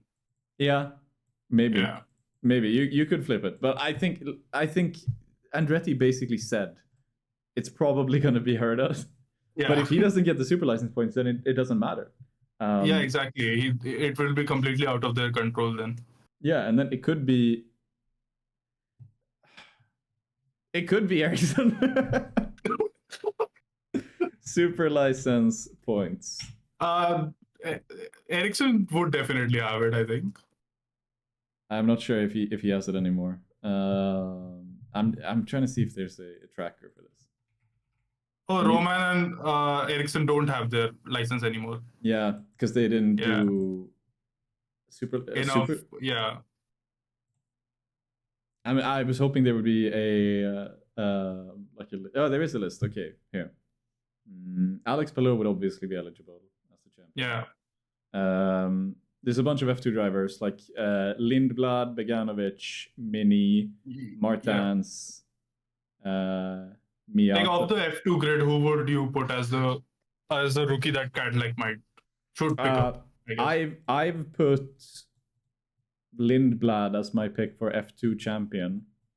I think Beganovic is good, but he's not that good yet. I think he needs. Beganovic popped up on Cadillac's radar as well, I think, because they are getting the Ferrari engine, so there might be some pull there. Yeah, I think there's F Formula E drivers you could pick from as well. I think Zane Maloney makes his F1 return. Zane Maloney.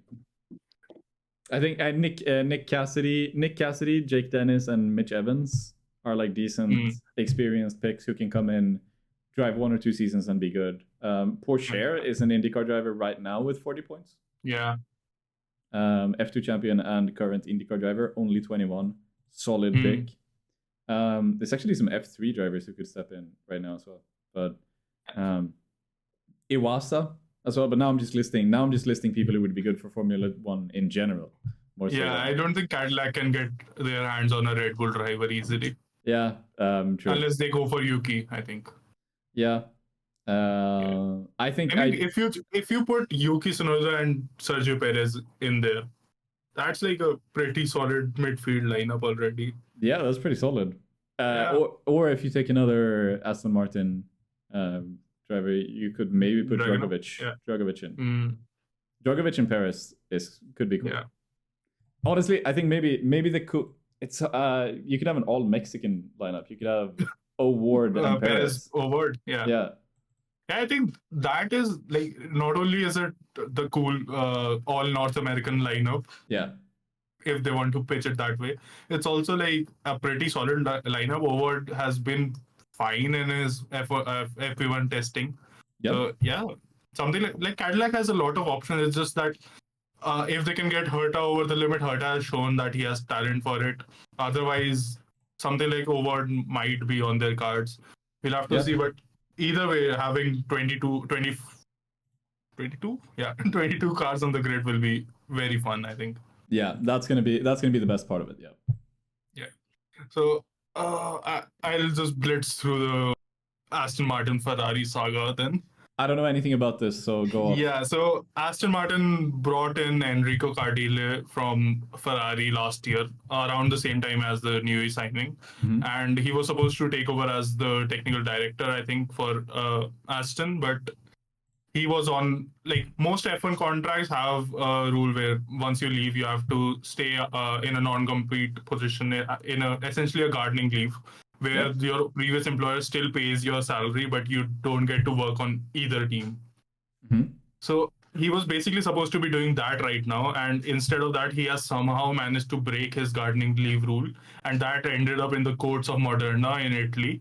And the court ended up ruling that he is not eligible to work at Aston just yet, and till July 18, which would be just a couple of weeks before the mid-season break, he is not going to be joining Aston Martin. Wow. Yeah. Yeah, that could be quite impactful. Yeah, so they have Newey now, but he is joined in too late to help the 25 car, so he should be focusing on the 26 car. But we all know that Newey isn't a particularly like in-depth, hands-on technical director that's going to sit down and go through everything. Is the wing being built right now and all that? He's usually the guy who just comes up with the ideas and works on them to find what's the gap in the rule books every year. Yeah. To not have your director of technology there while you're starting work on what is supposed to be the most important year for the team, I think that's a big blow to Aston Martin. That is a big blow. Yeah. And I don't have a lot to add to this other than a transition into another point we were going to talk about. Yep. This actually reinforces the thought that I think Aston Martin are going to be the ones who maybe have already switched off into the 2026 development before even the season starts. Maybe, yeah. I don't. Everybody's obviously already started on the 26 car, because I think you of that course, from New Year's Day, pretty much. Yeah. But I think Aston Martin absolutely could already have switched off, because it doesn't really matter even if they have a podium finishing car this year. Honestly, with four top teams, that's quite a tall ask. But let's say the solidly best of the rest. It doesn't really even matter. Like 26 matters more. When you look at how much investment has gone into that team, a few podiums does not move the needle. No, Newey isn't there to win 25. He's there to win 26. Yeah, it's literally the reason he's there, pretty much. So I think they might have already switched off and just gone fully into 26. Yeah, I think Aston obviously has talked a lot about how important 26 is, and I think I agree with you that they should be switching off pretty early. I wouldn't have gone that early, but I think now that you're talking about it, it makes sense. Like, what's the point of developing this car when it's starting at, I would put it at like 8th or 9th. Yeah, and like even if they hadn't switched off 3 weeks ago, now you have this hit with the aerodynamicist. Yeah. it just gives more reason to just say, fuck it, we're doing 26. Yeah, I agree with that. So, like, overall, who do you think will be joining Aston Martin in the early switch? I think for me, Williams is the obvious one because they've talked a lot about it already, and having Sainz and Albon at a rule reset time, it could be Williams of 2014. Yeah. Could definitely be Williams. I think it could be whoever ends up being bottom of the top 4 early on, which I think would be Mercedes. I think Red Bull. I think if Mercedes haven't cracked the formula for this generation of cars this year, given it's the last year, given it's not going to be like a perfect copy, obviously the ground effect is still in place next year. I think them switching off, honestly, more than Aston, I would want them to switch off this year and hope that somehow they can crack the code for next year and be the old Mercedes again. Yeah, and I would say Haas have been pretty solid on like switching off early, even in past years. It hasn't really worked out, but I think they might. Yeah, I think they might switch off by the summer break. I honestly, basically anybody could do it. It really depends on championship position. The only team which definitely isn't going to is Racing Bulls because they don't really have a reason to. But yeah, but I could see a lot of teams doing it, to be honest. The last time we had such a big shake-up and teams got caught out, like obviously going into the ground effect era, Ferrari was one of the big teams that could switch very early, but that was more so to do with the fact that they had been cheating for many years and couldn't get a good car in for 2020 and 2021. Yeah. So, like, for this year, do you think, like, outside of Mercedes, like we talked about, do you think Ferrari, McLaren, or Red Bull have a particularly strong reason to switch off early? I think Red Bull have reason to do it. They've taken a big hit, like, administration-wise. They... Honestly, like with everything going on, it's not impossible that they get a new team principal this year. Okay.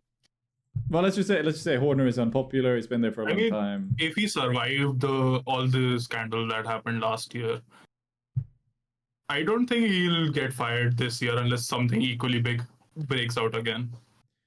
Yeah, that's fair. But it could also just be like he's already been there for. Basically, since they started, it's possible. But they need to recruit new people to the team, who some of them might be on gardening leave as well. It might be difficult for them to start working depending on who they get. I'm not sure if to what degree they've even replaced Newey right now. I think officially they're just saying that the team's internal structure is strong enough that they can replace Newey without having to hire someone like him. Wow. Okay. Yeah. Yeah, in that case, I'm not even sure. Yeah, I think for me, the big factor that comes in with a Red Bull switch is that Max Verstappen still has clauses in his contract that can allow him to leave early. Yeah. So, like, if the switch off from 2025 early and suddenly Max, who was somehow dragging that Red Bull into a championship fight anyways, is now falling back, do you think that just convinces him to walk over to Aston Martin now?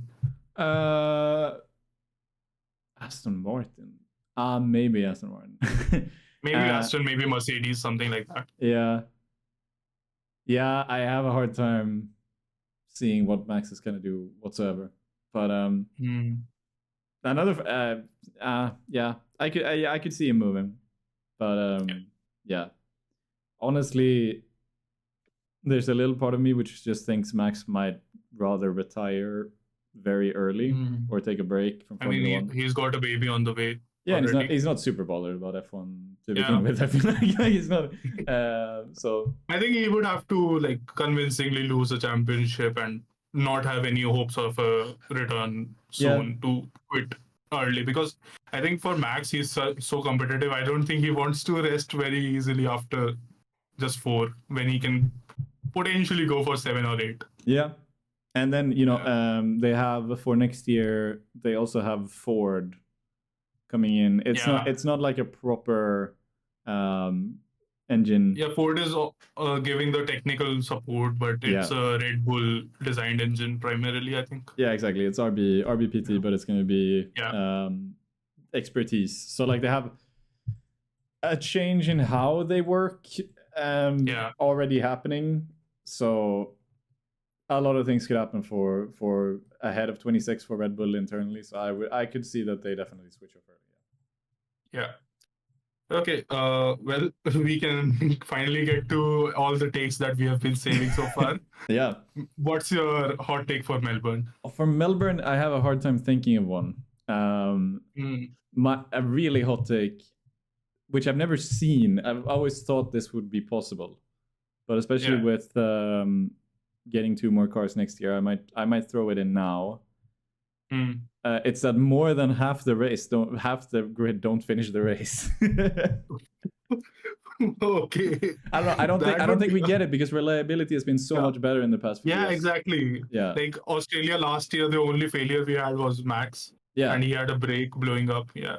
Yeah, but also early on in past seasons, like the first couple of races, sometimes you have a lot of reliability issues. So I might throw that in just for the hell of it. Okay. Piastri taking the win is maybe a hot take. I don't know how hot that actually is. I think that's pretty hot. Like I think a lot of people have forgotten how good Piastri is. Yeah. Like stuff like Baku, stuff like Imola, Monza. He was so rapid that I think a lot of people are forgetting that Norris isn't always the best McLaren driver. Yeah. So yeah, I think that is pretty good. I had one about Liam. I think interesting fact. Liam is the only rookie who has never driven in Australia before. Ooh. Yeah, because when he was in F2 and F3, they did not go to Australia. Yeah. And every single other driver has been in a season where they did go to Australia. So I think with it being a street circuit, with there being rain on the cards, I think Liam Lawson wins it at some point. Oh. Yeah, that was either in the race or in qualifying, which would mean he does not score points. Yeah. Oh, to the point where he doesn't score points. Like, yeah. I think he's going to total the car, basically. Wow. Yeah, okay. I can get behind that. He also, like the flip side is that he has a good Grand Prix because it's basically a home race.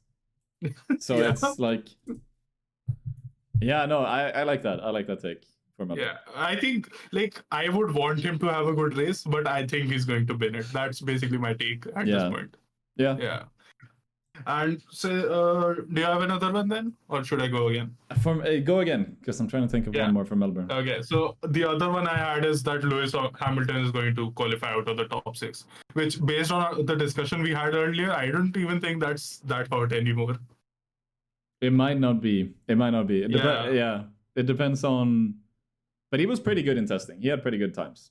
But I think qualifying has been a weakness for him for a few years now, and he's been saying stuff like, I just don't know how to be quick in qualifying with these cars. So that's why I'm just throwing it out there. Top 6 isn't even that difficult, honestly, for him to be out of it. It just takes one of Kimi or Lawson to do it. He's pretty I'm assuming it's mostly long runs I think he'll be good in the race because he has shown that he has a very good read, especially given it's a potential rainy race. Yeah. He has been one of the best drivers in the rain. Yeah. It's decently hot. Maybe outside of top 8 is very hot. Maybe 7th. He can still be the best. I think for him to be outside of the top 8, Williams would have to be as quick as they were in testing. Yeah, that might be true. Which I don't know if I want to bet on that. Like, Sainz has the performance to do it. He had a very good Australia last year. Yeah, good qualifier. Yeah, it's a hot take. I'll go top 8. Yeah, okay. Hamilton outside of top 8. Hamilton will be out of the top 8. Hamilton will be out of the top 8. Yeah, that's actually pretty crazy. We have another home driver, which I didn't even think about. It's Doohan. Poor guy. Yeah. Alpine are kind of careless with their announcements and stuff. They don't really seem to. Like they'll just even before last season was over, they cropped out Ocon photos and stuff. Yeah, did you watch Flavio Briatore on the Drive to Survive season? No. Yeah, he basically said, you drive for me, I pay you for every second you drive, I decide every second you drive. Yeah, he's just like full baller mode. Yeah, because the last even before the last season was even over, they were doing like it was like the day after they announced that Ocon was not going to race the final race. Yeah, and then they posted like throwback photos to Sao Paulo. They were talking about Brazil and they did not mention that Ocon finished second and Gasly was third. Yeah, they posted pictures of Gasly on the podium, but they cropped out Ocon and we're like, throwback to this at Pierre Gasly. Like, he's not even out of the team yet, guys. Yeah, that was funny. So I'm thinking if maybe a hot take could be something like they announced Doohan is gonna leave the Monday after the Australian Grand Prix or something. Oh god! They announce, regardless of his performance, they announce on the Monday afterwards. Like the crowd has barely left the circuit. They announced that he's not going to be racing after whichever race. For Doohan's sake, I hope you are wrong. Yeah, but that would be hilarious. I would love Alpine to do that. Yeah, that because would be, we all know they're going to bin him eventually. It's going to be make it funny at least. Saudi Arabia or Miami. If it's the sixth race thing and they cut him immediately, it's going to be either one of these because Saudi is fifth and Miami is sixth. So yeah, that would be all right. We can just do the whole season then, since currently this unnamed podcast may not even have a second episode. Yeah, who knows? So we can just do quick hot takes for 2025 as well. Yeah, I have one which I think is funny.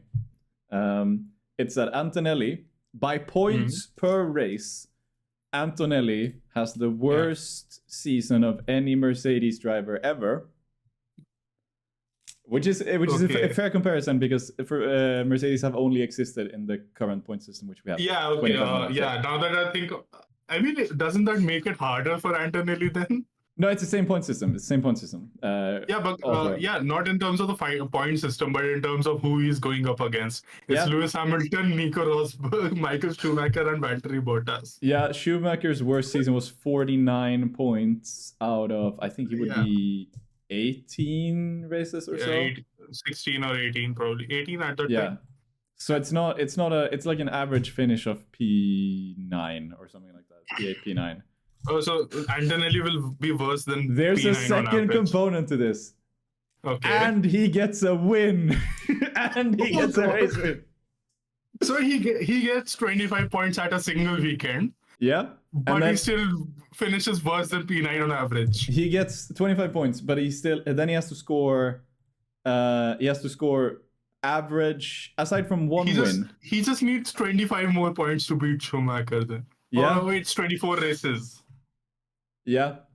Right. That might be impossible. It might be impossible, but I'm going to predict it anyway because he has to score a finish. I think he has to be lower than P9 on average, aside from the one win. If Williams are good, it happens. It's just I'm going to say that. If Williams are good, they would have to be top 4 levels of good. If he gets 2 wins and scores nothing else, I'm out. So we are basically hoping that Russell, the notorious guy who just went off the track in Singapore in 2023, that guy does not win it often enough. Allow Kimi Antonelli to get 2 wins. Yeah. Exactly. Okay. I might remove the per race requirement just because 2 wins it's over. He gets fewer than 49 points and a race win. Okay, so he does not score 24 points in 23 races. Yeah, but also 1 win. This is the greatest hot take ever. Yeah, I love it. Yeah, because you know what? Just to counter that, I was very much on the fence on this. Mm-hmm. Just to counter that, Antonelli outscores George Russell.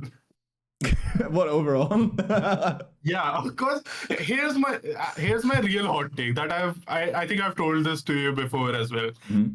I don't think any of the 2018 was it 18 or 19. What year did Norris join the grid?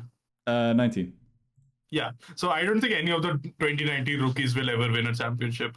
So Norris, Russell, and Albon. Yeah. Yeah, I don't think any of them are ever winning a championship. So I think Russell is like prime candidate for me to get absolutely called out by Antonelli. That's honestly fair. Yeah. Yeah, so I'm going with that then, just to counter yours. You say he won't get 49 points, then Russell has to get 48. Oh, that would be a really shitty season for Mercedes. But they could still be P5 in constructors even if that happens. The funny thing is, both of these things. Aston basically do that last year. Both of these things could happen if Williams, if we have a close top of the field and Williams are in there. Then all both of these things could happen.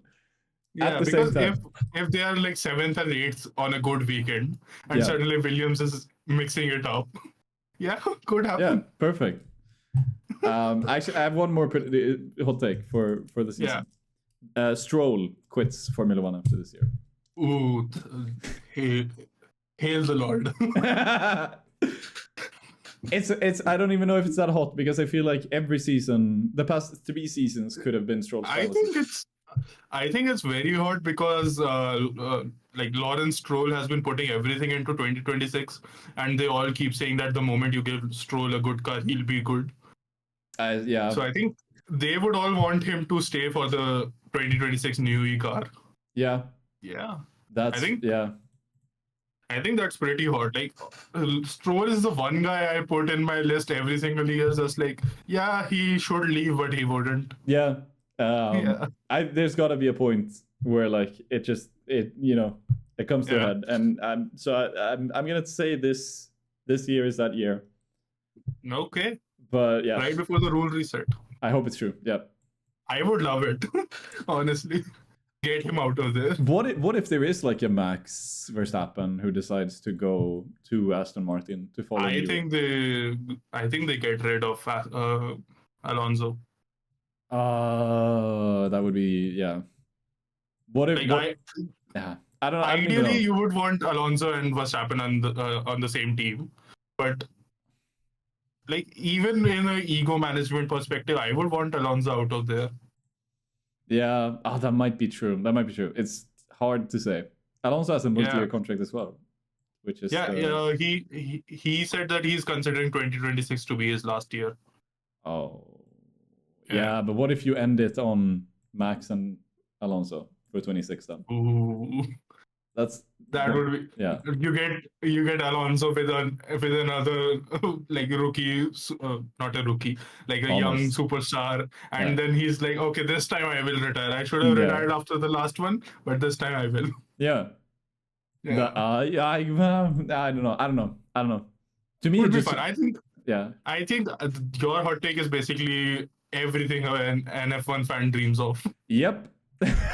We all get Stroll out of there. We all want this to happen.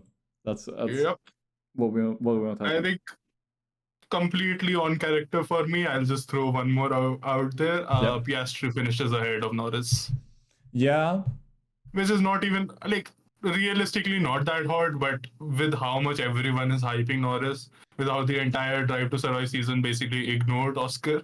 Yeah. I'm just going to be like, Norris is going to lose out to Oscar this year. Yeah, that's fair. I think if McLaren ends up being like a decent amount behind Ferrari, then I think that's not at all unlikely. But I also don't think that's going to happen because I literally just read that George is saying like, McLaren are by far the best team. I think everyone's thinking McLaren's the best right now. It's only about like how much development that people will put on the car to actually compete with that. Yeah. So if they're the best car, that's quite a hot take actually, because then you're saying Piastri is favorite for Drivers' Championship, and you already did as well. Yep. That's a pretty hot take. I think if McLaren's the best car, like if they're P1, P2 every single time, we have seen Norris just bottle every single start he has ever been in. Yeah. And Oscar is always like, once you put him at the front of the field, he's just like an absolute killer. He will Yeah. go for whatever gap there is. He will bin his car trying to do that, but Yeah. he will go for it. So I think if they are dominant, that's even more likely for Oscar to be at the top. If they're Yeah. at the if they're at like number 2, number 3, then Oscar might suddenly be like qualifying to down to number 8. Yeah. Yeah, that's fair. Yeah, I'll take you it. got I'll take it. any more? No, I think that might be my 2 takes. No, I don't think I can think of another. Maybe right. Cadillac not signing Herta, but we've already gone through that. That's not even overly hot. It's a possibility now. Yeah, it's a very reasonable possibility. Yeah. Yeah, I don't know. No, I don't have anything else. Yeah, I think we can call it there then. Yeah. One final time. Do you have a name for this podcast yet? There's a lot of. I have no idea what even exists. Like, there's so many F1 podcasts out there. So even if I throw something like, if I throw something like, I thought pit wall or something. Pit wall. We're on the pit wall. There's so many pits already, I think. Yeah. There's a pit stop podcast, I think, already. Yeah. Out pit for Inters. I thought it was pretty good, but I think out on Inters was pretty good. Out on Inters. Well, I think we'll have to let the first one be an unnamed podcast, and then we'll see if the fans that obviously exist already can help us out here. Comment below what you think we should name our podcast. All right. Yeah. That's all. Thank you so much for watching, everyone. Thank you, Quack. Thank you.